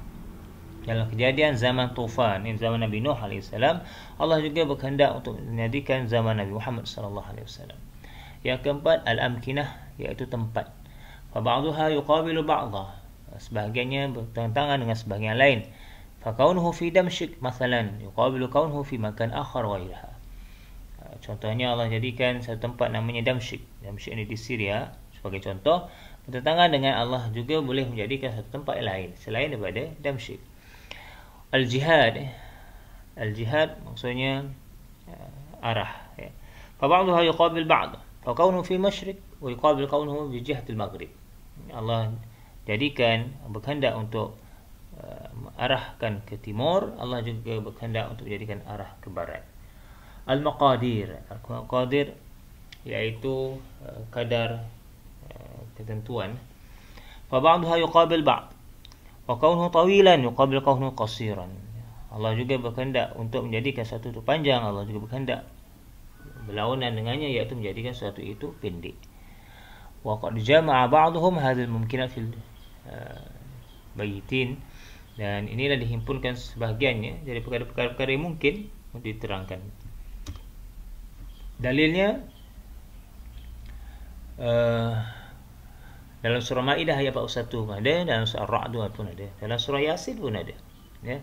Boleh lihat dalam surah Al-Maidah ayat 41, a'udzu billahi minasyaitonir rajim. Wa may yuridillahu fitnatahu falan tamlika lahu minallahi syai'a. Ulaika alladzina lam yuridillahu an yutahhira qulubahum. Sadaqallahu azim. Manakala dalil surah Ar-Ra'd, a'udzu billahi minasyaitonir rajim. Wa idza aradallahu biqaumin su'an fala maraddalah wa ma lahum min dunihi min wal. Sadaqallahu azim. Jadi ada perkataan aradallah, berkehendak Allah Taala, ya. Gitu je, wa may yuridillah, maka siapa yang dikehendaki oleh Allah Taala, ya. Maka itu adalah kehendak Allah Subhanahu wa taala, dalil bahawa Allah ini berkehendak. Dalil aqli. Falitalakhirsu fi anna Allah Ta'ala law lam yakun mawsufan bi iradah lattasifa bi dhiddin min adadiha. Bahawa Allah Ta'ala ni kalaulah tidak bersifat dengan sifat kehendak, maka nescaya dia akan bersifat dengan lawannya. Apa lawannya? Seperti ikrah, sifat dipaksa. Maknanya tak ada orang tak berkehendak, maknanya kena paksa. Jadi mustahil sifat Allah dipaksa. Wasah, lupa, ya. Wa afat, gagal, lalai, ya. Wa hadha alaihi muhal, perkara ini mustahil bagi Allah Subhanahu wa taala.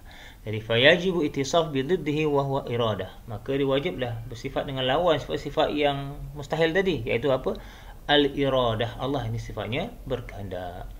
Wa aidan law lam yakun muttasifan bi iradah lazmi alaihi dhiddaha wa huwa ikrah.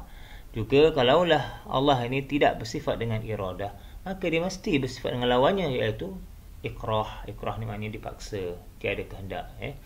Wa ikrah yaltazim mukrahan.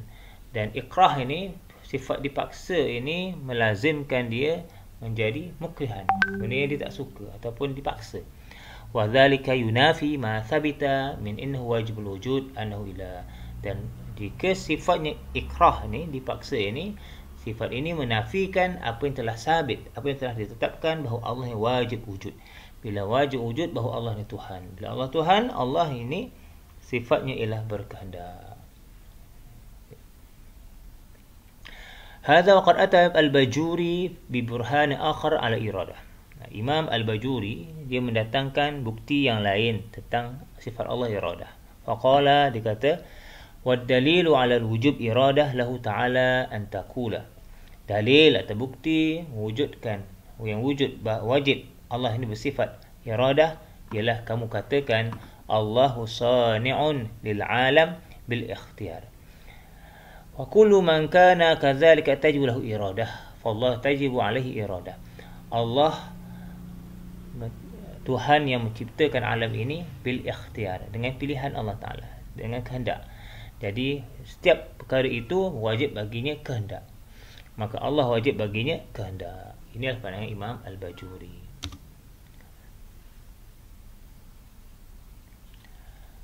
Baik, seterusnya iaitu wala hadza fal iradah syai'.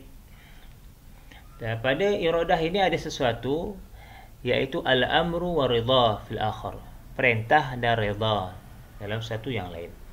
Iradah sesuatu yang lain, perintah dan ridha satu yang lain. Ya, ini benda yang kena faham. Mithlu, contohnya ridha al-mahabbah.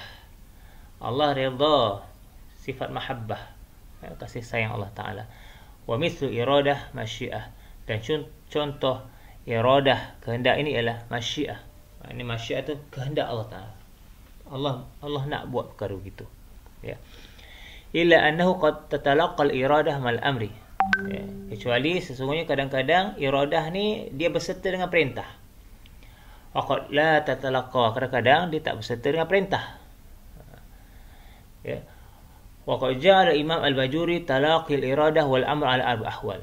Jadi Imam Al-Bajuri dia menyatakan iradah dan amr atau perintah ini ada 4 keadaan. Yang pertama, annahuma qad yatalaqiyan, iaitu dua-dua iradah dan perintah ini dua-dua bersama. Ya, dia bersama. Dia tak boleh berpisah, dia mesti bersama. Ada kehendak Allah Taala, ada juga perintah Allah Taala. Apa dia? Contohnya ka iman min ilmillah minhum. Al-iman, iaitu beriman dengan ilmu Allah Taala daripada mereka, iaitu dengan al-iman, iman itu. Fa inna Allah Ta'ala arada minhum wa amara bihim. Dan Allah berkehendak untuk mereka itu mengetahui tentang Allah Ta'ala, beriman Allah Ta'ala, dan Allah perintahkan untuk kita beriman dengan Allah Ta'ala. Baik, kedua. Perkara yang kedua, qad yantafiyani. Dua perkara yang dinafikan. Ya. La yurid, la ya'mar. Tidak, Allah tidak berkehendak, Allah juga tidak memerintahkan.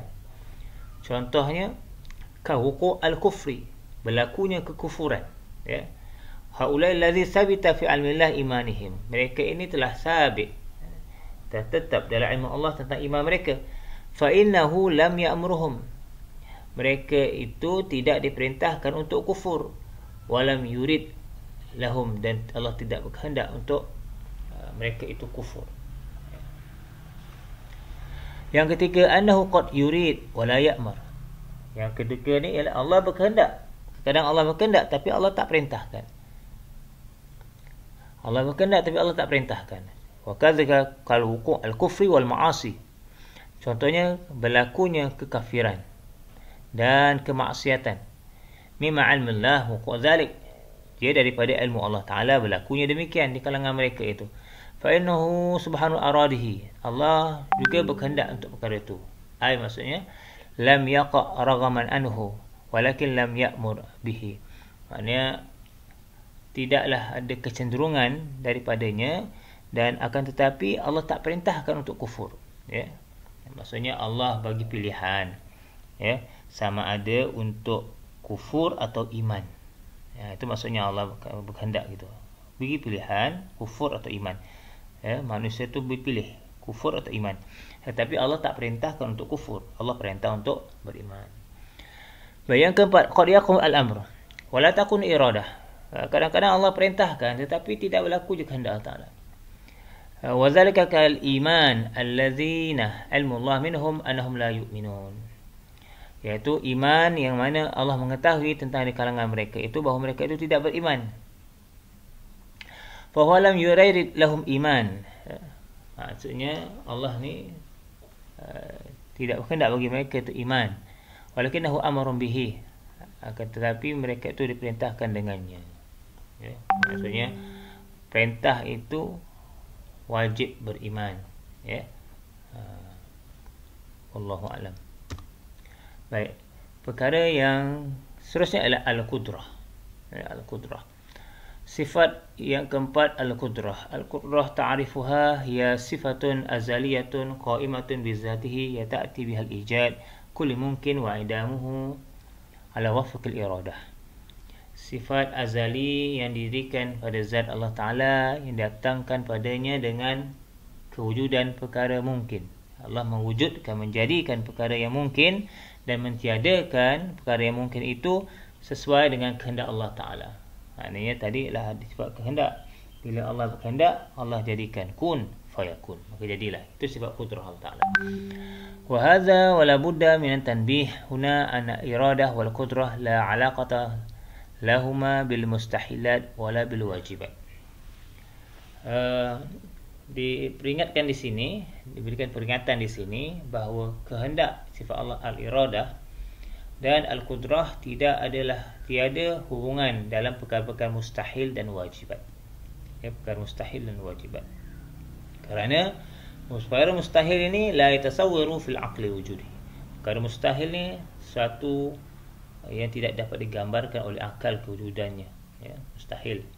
Wal wajib la yasawwaru fil aqli adamihi. Maka perkara wajib pula sesuatu yang tidak dapat digambarkan oleh akal ketiadaannya, ya.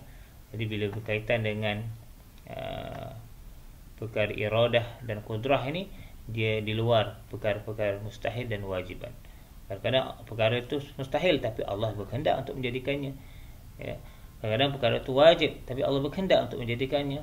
Contoh perkara wajib akal, contoh api itu membakar, sifatnya panas, ya. Akan tetapi dengan kehendak Allah Ta'ala, dengan kudrah Allah Ta'ala, Allah jadikan api yang membakar Nabi Ibrahim AS jadi sejuk. Sebab itu fungsi sifat kudrah dan iradah ini dia tiada kaitan dengan perkara mustahil dan perkara wajib. Ada asasnya. Baik, dalil dari Quranul Karim. Bismillahirrahmanirrahim. أوليس الذي خلق السماوات والأرض بقادر على أن يخلق مثلهم بلى وهو الخلاق العليم. Ini surah Yasin, Jadi biqadirin ini dengan kekuasaan Allah Ta'ala ala an yakhluqa mithlahum, yang menciptakan seperti mereka, ya. Ini Allah menciptakan makhluk. فاتصاف الله بأنه قادر يستدعي أن تكون له صفات هي القدرة. Jika disifatkan bahawa Allah itu qadirun, ya, berkuasa, mampu, jadi membawa kepada Allah ni ada sifat al-qudrah. Amma daliluha al-aqli, dalil akal, fahuwa an taqul, kamu katakan Allahu sani'un qadimun lahu masnu'un hadisun. Wa kullu man kana kadzalika min kana dzalika tajibu lahu al-qudrah. Allah bersifat pencipta yang sifatnya azali, baginya ada ciptaan yang baru. Jadi segala siapa yang demikian maka wajib baginya qudrah. Jadi kalau Allah ini bersifat pencipta, maka Allah mesti ada sifat qudrah yang mampu untuk menciptakan sesuatu. Wallahu a'lam. Kemudian sifat as-sam'u. Sifat as-sam'u itu sifat Allah Maha mendengar.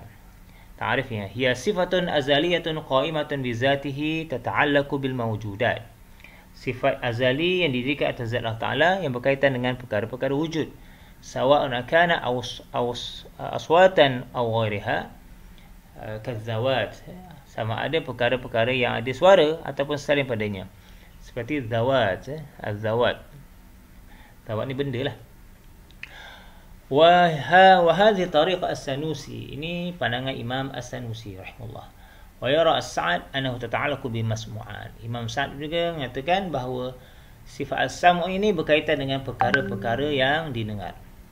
Qala Imam al-Bajuri, Imam al-Bajuri mengatakan fa yahtamilu, kemungkinan anna al-muradahu bil masmu'at fil haqqina wa hiya al-aswat wa yakunu mukhalafan li tariq as-Sanusi wa man tabi'ahu. Ini kata Imam Bajuri, dia kata bahawa maksud dengan perkara-perkara yang didengar ni pada hak kita yang sebenarnya ialah suara-suara yang berlainan dengan kaedah atau pandangan Imam Sanusi dan pengikutnya. Yang atas itulah tadi. Wa yahtamilu, dan kemungkinan annal muradahu bil masmu'at fi haqqi ta'ala hiya al-mawjudat al-aswat wa ghairiha. Pandangan Imam Bajuri, maksud al-sam'u ini ialah dimaksudkan dengan perkara-perkara yang didengar pada hak Allah Ta'ala. Ya, maknanya bagaimana Allah mendengar tu hak Allah Ta'ala. Dan dia perkara yang mawjud, perkara yang wujud, iaitu dan suara-suara dan selainnya. Yang perkara wujud, suara-suara atau selain daripada suara-suara. Wa yakunu muwafiqan li tariq Sanusi, maka dia menjadikan juga sesuai dengan pandangan Imam As-Sanusi. Jadi wa mimma yajibu at-tanbih ilaihi an sami'ahu subhanahu la yaftakiru ila hasati. Maka di sini wajiblah diberi peringatan bahawa Allah Maha mendengar ini tidak memerlukan kepada panca indera. Ya. Wala yahtaj ila wasatatil hawa, dan juga Allah tidak memerlukan melalui perantaraan udara. Ya. Wala ila syai'in mimma yahtaj ila al-insan wa ghairihi, dan juga tidak memerlukan sesuatu yang diperlukan oleh manusia ataupun selain pada manusia. Jadi Allah mendengar macam mana?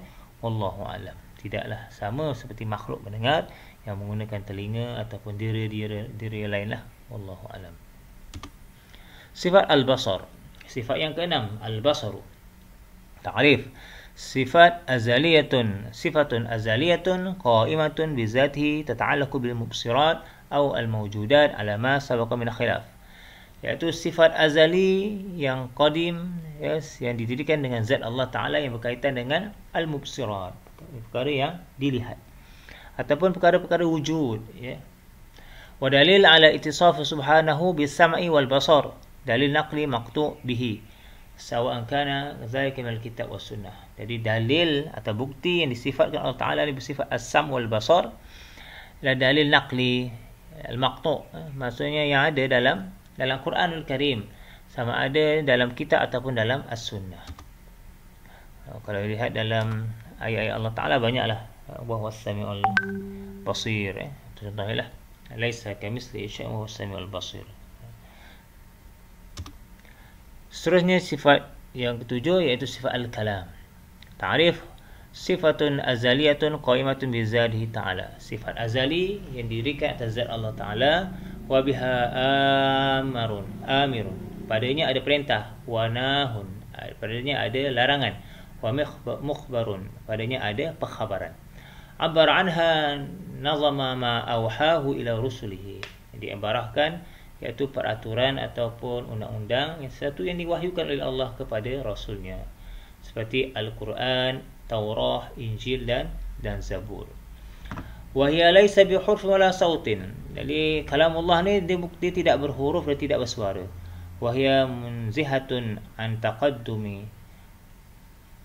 wa ta'akhkhur wal i'rab wal bina, muta'alliqun bi jamil al wajibat wal jaizat wal mustahilat jami'a. Jadi disucikan sifat Allah Ta'ala kalam ni daripada taqaddum wa ta'akhkhur, dia hadapan atau ke belakang. Dia ada i'rab ataupun bina, sama ada dia di'arabkan dalam bahasa Arab kan, dia i'rab ataupun ada binaan ayat ke contohnya, semua itu tidak, ya. Dia ataupun yang berkaitan dengan perkara-perkara yang wajib, perkara harus atau perkara mustahil semuanya, ya. Maksud kalam Allah Ta'ala ini bukan seperti makhluk. Lianna minal muhal alla yakunu 'ilmihi subhanahu mutanawilan laha ala wajhi ihatakal ilmi. Kerana daripada satu yang mustahil bahawa tidak terjadi ilmu Allah Ta'ala ini diambil padanya atas wajah yang dikuasai seperti al-ilmu. Baik. Qala ulama al-hadis wa huwa yatakallamu bi sautin yusma' wa anna na'ul kalam qadim wa illam yakun sautul muayyanan qadiman. Ulama hadis katakan berkata-kata dengan suara yusma' yang didengar. Dan bahawa jenis kalam itu dalam kalam qadim, kalam yang azali, bukan hadis, bukan perkara yang baru, qadim, yang azali. Wa illam yakun sautan, jika tidak ada suara yang tertentu, sifatnya sebagai qadim. Maksudnya dia tidak ada suara, tidak ada huruf, tidak ada baris, tidak ada, itu sifat kalam Allah Azza wa Jalla. Dalil dalam firman Allah Ta'ala, a'udzubillahi minasyaitonir rajim, wa kallama Allah Musa taklima. Kata-kata Allah pada Musa dengan kata-kata. Kata-kata macam mana? Wallahu a'lam. Dalam satu hadis lain, Rasulullah sallallahu alaihi wasallam sabda, min anna Rasulullah sallallahu alaihi wasallam khatabahu rabbuhu lailal mi'raj. Ini daripada bahawa Rasulullah sallallahu alaihi wasallam dia telah berbicara dengan Allah Ta'ala pada malam Mi'raj. Wa farada alaihi wa ala ummatihi salawatul khams. Dan difardukan pada Rasulullah dan pada umatnya solat 5 waktu. Ba'da an faradaha alaihi 50 solat. Selepas telah difardukan sebanyak 50 waktu solat. Wa ma zala yuraji'uhu hatta ja'ala 5 fi adadi wa 50 fil ajri. Dan sentiasa Rasulullah SAW ni berulang-alik untuk menjadikan 5 dalam bilangannya dan 50 dalam pahalanya. Wa hadza hadis yaqul alaihi salatu wassalam. Inilah hadis yang disabda Rasulullah SAW, falamma jawaztu nadani munadin amdaitu faridati wa khaftu an ibadi. Maknanya telah diberikan kefarduan padaku, iaitu telah diringankan padaku daripada hamba-hambaku. Ini Allah firman kepada Rasulullah sallallahu alaihi wasallam. Kemudian sifat seterusnya ialah sifat ma'nawiyah. Sifat ma'nawiyah ni ialah kesan atau hasil daripada sifat ma'ani tadi. Sifat ma'nawiyah wahia nataijul sifat al-ma'ani, iaitu kesan-kesan ataupun hasil natijah daripada sifat-sifat ma'ani tadi. Wa adaduha sab'un, bilangannya 7. Qaunuhu subhanahu wa ta'ala hayyan aliman muridan qadiran sami'an basiran mutakallima. Ya Allah Subhanahu wa taala, keadaan Allah Ta'ala itu hidup, keadaan Allah Ta'ala itu berilmu, keadaan Allah Ta'ala itu berkehendak, keadaan Allah Ta'ala itu berkuasa, keadaan Allah Ta'ala itu maha mendengar, keadaan Allah Ta'ala itu maha melihat, dan keadaan Allah Ta'ala itu berkata-kata. Di waqad sabita hadhihi sifat lillah azza wa jalla bi nas al-Quranul Karim wa taqaddamat ayat allati tadullu 'alaiha. Dan telah tetaplah sifat-sifat ini bagi Allah Ta'ala dengan nas atau dalil daripada Al-Quran yang telah ditunjukkan pada sebelum ini.